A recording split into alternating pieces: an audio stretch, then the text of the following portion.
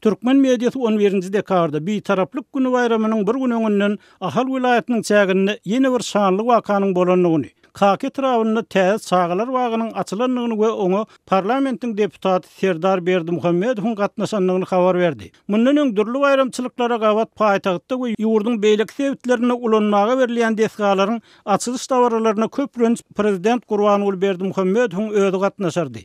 Emma yerli fiinçiler döwlet başçylygynyň soňky döwürde ýüzler çyraýatyň, büdjet edaralarynyň işgärleriniň, studentleriň we çäreçi ýaşullaryň gatnaşdyrylmagyna uğralýan mejbur dabaralardan biraz gara çekilýändigini belleýärler. Şol wagtda mukaddes ýeriň boş galmaýanlygyna üns çekip, açylyş dabaralaryna hormatlaryny parlamentiň başlygyna ýa beýleki ýokary derejeli ýolbaşçylara bermän prezidentiň oglunyň özüniň eýlendigini ya da Kaka'nın ona bu ornu miras hükmünü geçirenligini belleýän fiinçiler hem bar. Serdar Berdimuhamedowyň adi parlamente deputat saýlanmagy, Daşary işler ministriniň ornatary wezipesine bellenmegi bilen soňky bir ýylda döwlet eýçiligine Türkmen mediasyna ýygy-ýygydan tutulup başlandy.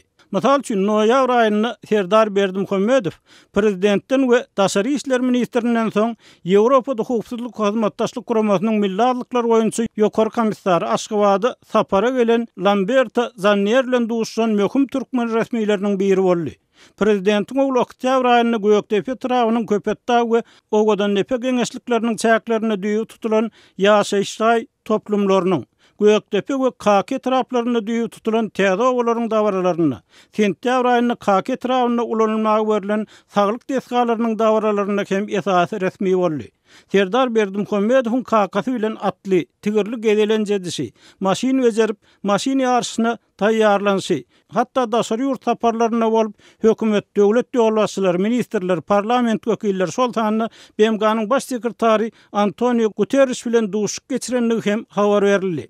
Serdar Berdimuhamedowyň maşgalasynda Serdardan öň odal başda prezidentiň agty Kerimguly ile çykaryldy. Emma Serdaryň 2016-njy ýylyň noýabr aýynda ilki parlament deputatlygyna, 2017-nji ýylyň martynda bolsa mejlisiň kanunçylyk komitetiniň başlyklygyna saýlanmagy Kerimgulynyň ýykorna geçirilýändigini aňlatdy diýip adynyň aýdylmalygyny soran Aşgabatly fiinçi aýtdy. Serdaryň ýurtda prezidentden soň ikinji adama ugurlanyny baradaky pikirler onuň mart aýynda geçirilen parlament saýlawlaryny 91%-den gowrak ses alyp, ýa-da Daşary işler ministriniň ornatary wezipesine bellenmegi hem tasdiklady. Prezident Berdimuhamedowyň agty Kerimgulyny ýa-da süýşürip, birden oglu Serdary öňe çykarmagy onuň özüne miras düşer taýýarlaýanlygy sebäbi saglyk ýagdaýynyň gowdärligi baradaky çaklamalaryň güýçlenmegine getirdi.